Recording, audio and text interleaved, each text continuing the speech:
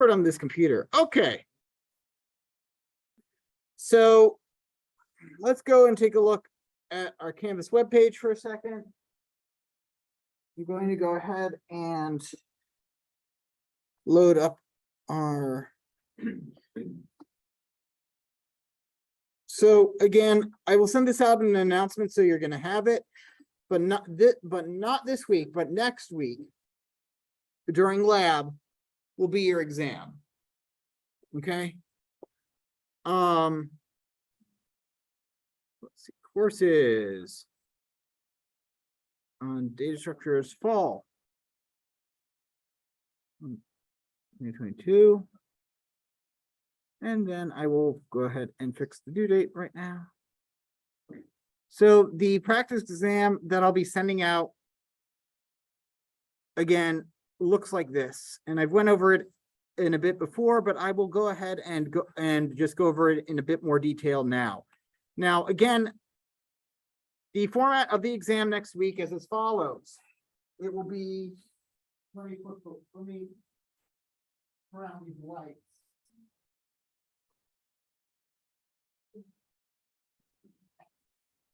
All right. So the format of this first exam will be electronic. It is a two-stage exam, meaning that there's two steps to the exam. The first stage is a standard exam that will take about 2/3 of the class time. I think I have the amount of time I specified calculated in the syllabus, but it will start at 9 a.m. and you'll have until, let's see, let's check the syllabus, shall we? So the exam starts at 9 a.m. This is why I write stuff down, so I don't have to, recalculate it.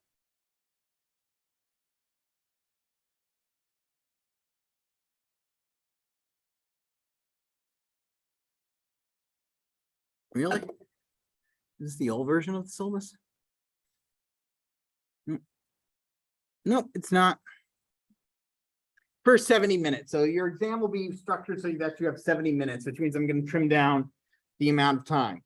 So keep in mind that while the exam is 70 minutes long, the practice exam is much longer, accounting for basically more than 2 hours worth of work. So there's a lot more on the practice exam that will actually be on the actual exam. Does that make sense? Okay. Yes. It's a great question. It's in person, but it will be electronic. It's gotta be in person because honestly, it doesn't make sense otherwise for proctoring purposes. It's a pain. Doing it doing it online proctoring it online, like, everybody log on Zoom. First off, Proctorial is bleh. I don't care for it. But even without, but not doing it with any kind of proctoring available, with somebody looking over his shoulder, makes cheating way too tempting. And I'm very, very, very good at catching people who decide to go and, use Chegg during an exam. I'm very good at that, obscenely good at it. Okay. But it will be but it's going to be online. Let me go ahead and pause my. So the exam is next Friday, the 30th. It's during lab. So let me go ahead and projector mute for a second. Or not, I guess. Okay, well, at the very least, I will mute the recording. Pause, resume recording. I'm going to actually open up the exam that I've done in the past so that you guys and gals can see the rules for the exam. Okay. So data structures. Okay, you should be able to see on your on here that under module 4 there's an exam that opens September 30th. So let's go ahead and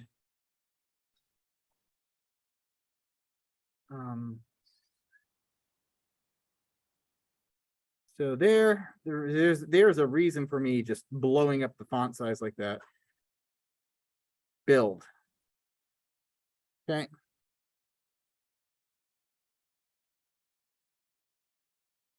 Okay. Okay. And there we go. That's what we needed. Now I will share my screen again. All right. So these are the permissions and restrictions for the exam, which is done in lab. You can complete the exam. So it's going to be electronic on Canvas, at least the first part, the part that counts the majority of your grade, right? Students can complete this exam on their own devices or on lab computers, okay? So you can use it at your computer, or you can use the computer available for in the lab, or one that you can take out from the kiosk, right? Point being is that I don't really care what you take it on. Second is that you can use any coding environment you so choose. You can use IntelliJ, Eclipse, NetBeans, Atom, VS Code, Vim, don't care, okay? Whatever makes you comfortable. The exam is open note, and here's what I qualify as notes. It can be, your notes can be on paper, any amount of paper in any form, including the textbook. The second is that notes can be notes or code that is stored on your computer or on your personal, cloud space, your OneDrive, iCloud, whatever, right? You can also access any resource on the internet that is linked from Canvas. So you can use anything on Canvas. You can use my YouTube videos that are linked to on Canvas, as well as the lecture recordings or my GitHub repo.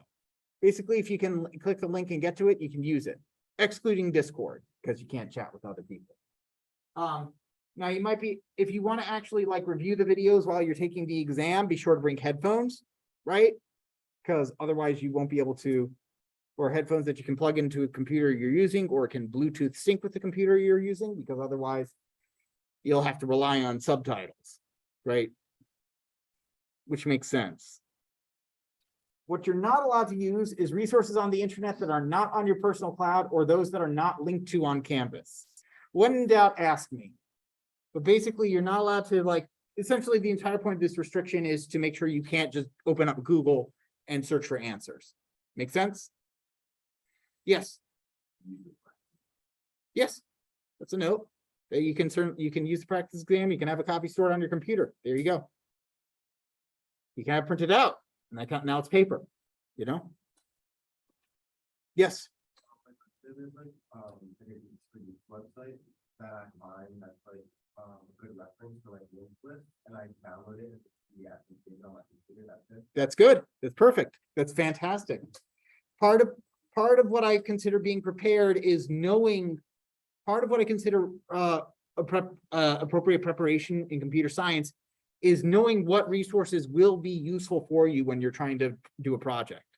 So downloading those in advance as a PDF or an HTML file. Again, they just have to be accessible for you via the OneCloud, or via your cloud, or as a locally stored HTML file. So other questions about that? I'm trying to be as realistic as possible here. Programmers rarely program without a separate browser window open where they're looking up how to do a specific thing or error checking something, right? Without necessarily making my problems trivial to solve. Make sense? Okay. The exam will probably be about 7 questions long. So I'll probably just hit a couple of the big ones. You already know what one of the questions is going to be. I went over that last lecture, but again, it's the final question on this exam. We'll get down to that, but first we're going to look at these. Andrew's Guns and Ammo, if we can't kill it, it's immortal. No answer, surprisingly. Okay, so these first 3 questions are good at figuring out the kind of, basically where you are in a linked list based on following previous and next. They're fairly basic, but they're good warm-up questions. Next, we've got questions over here, 4 and 5 and 6 and 7, which basically say, hey, write some code and draw what happens. I have some questions on the actual exam which say, please draw what happens to a linked list. You have two ways of submitting. You have three ways of submitting that, okay? Way number one, you draw it out on paper, hand it to a TA. Right? Makes sense? You can draw it on paper, hand it to a TA. You can draw it on a computer, submit it with your exam. Way three, draw it on paper, tell your TA that you're going to take a picture of it, use your phone to take a picture of it. And then at the very end of the exam, I will have a place for you to upload any kind of files that you need. Okay? Because the way I have the exam set up is that the coding questions are the same format you would use for essay questions. So you can either write your code in there, or you could copy paste your code from your browser into the text box, right? And that one's probably a bit easier. But sometimes the formatting gets messed up. So, you know, if you really want to be paranoid about it, you can upload your Java file, you know, with the exam. Okay. So just being able to draw these linked lists, I think, and what happens in linked lists are very good. You'll have at least one or two questions that are like this with lists, where I'm telling you, hey, there's a list of integers, just like, or a list of something, just like we had in the second assignment.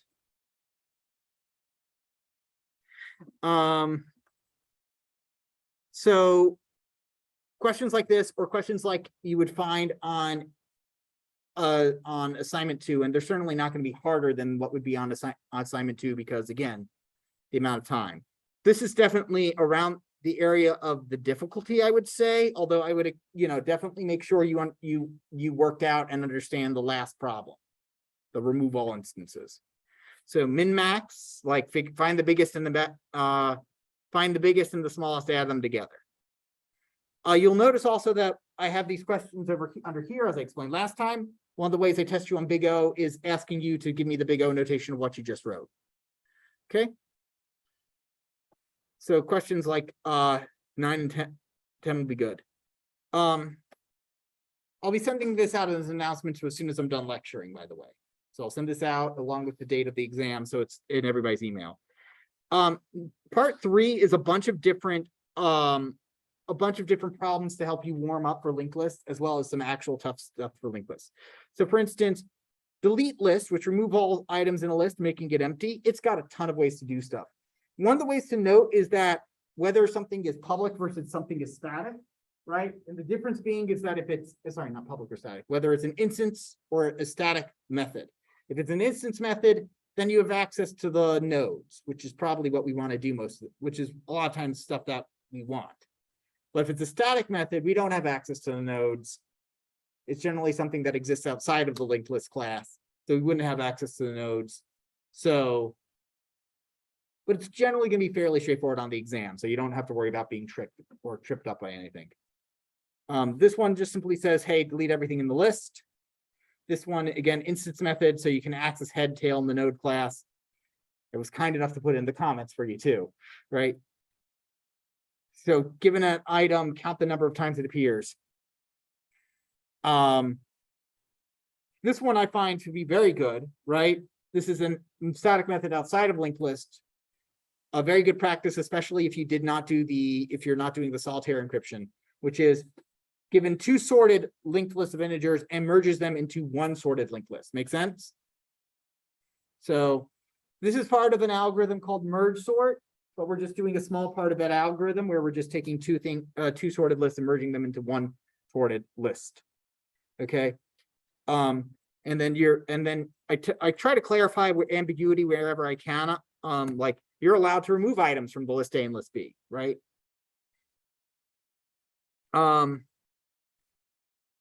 Again, I mentioned this last time. This one's a good interview problem. There's been like tons of articles written about this linked list problem, which is reversing the linked list.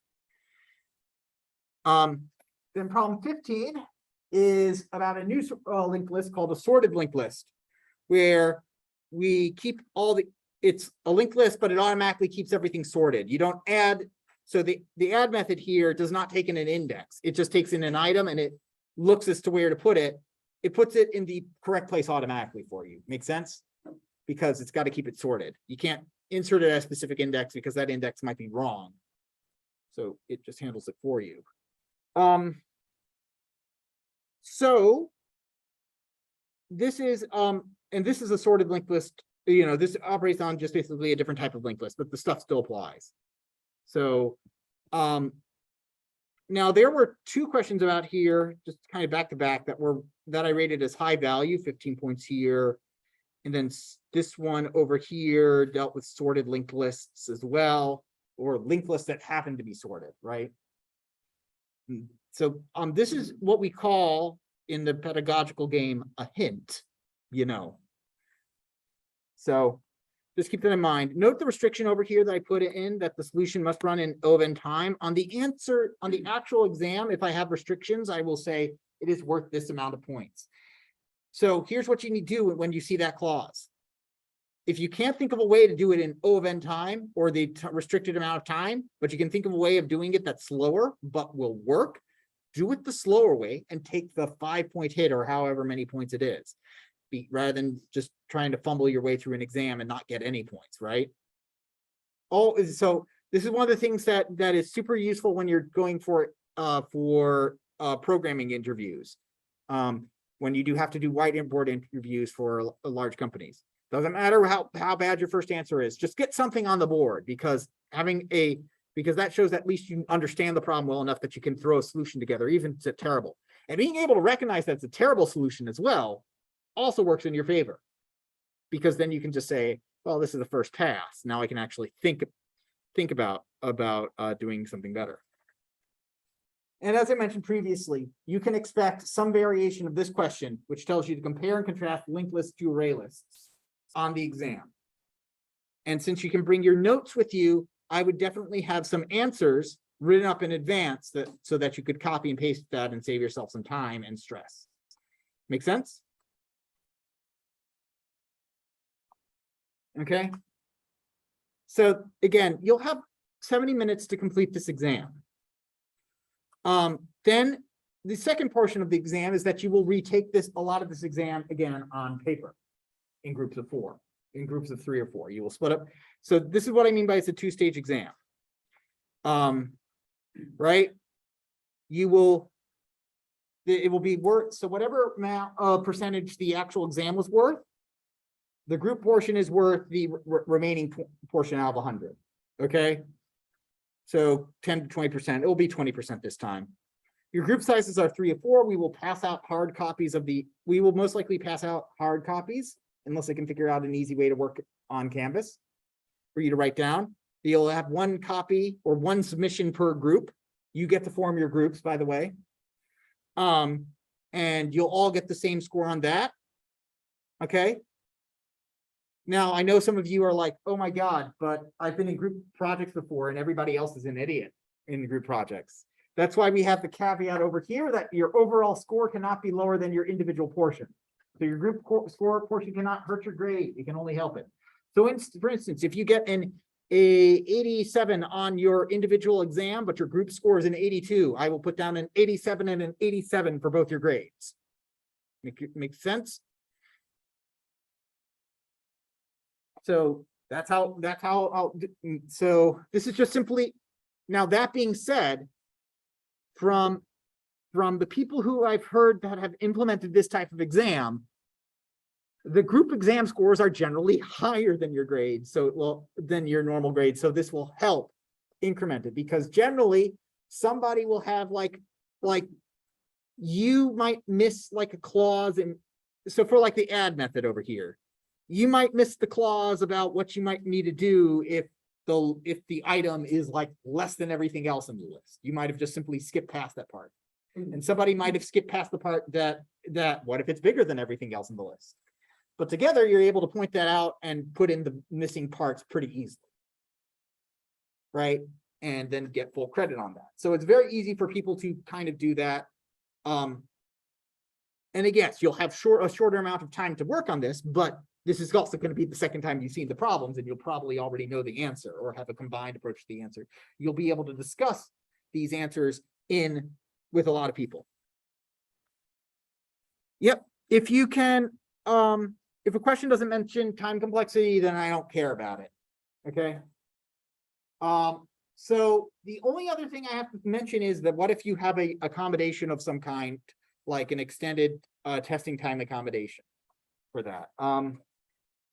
If you have an extended testing time or some other accommodation that needs be, please let me know, and we will try to work out a solution for you. Okay.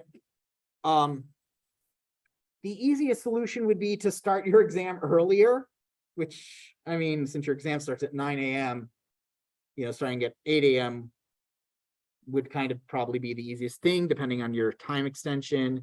And then basically starting early enough that you can go over to the lab and rejoin for the group portion. Or maybe it just doesn't work, that you just take the individual portion and don't do the group portion. Or you coordinate with the DRS center to take the group portion with anybody else who needs an accommodation. Just talk to me, we'll work out the best possible solution that works for you. If you have to miss the exam for some reason, please let me know, send me an email, and I will try to get back to you so that you can take it. If you are sick the day of the exam, or as has happened once before, you've had a tragic accident on the day of the exam, do not come and take the exam. Being sick or otherwise mentally distracted will mean that I do not get an accurate representation of your score.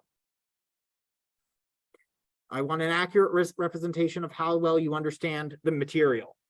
Okay. Full disclosure, the first exam is considered to be a bit rough. I'm hoping that the group portion will help with that.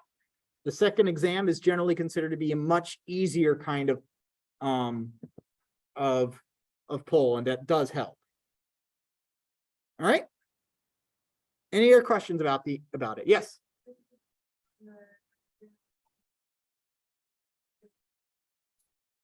It would be, you get an 82 and it's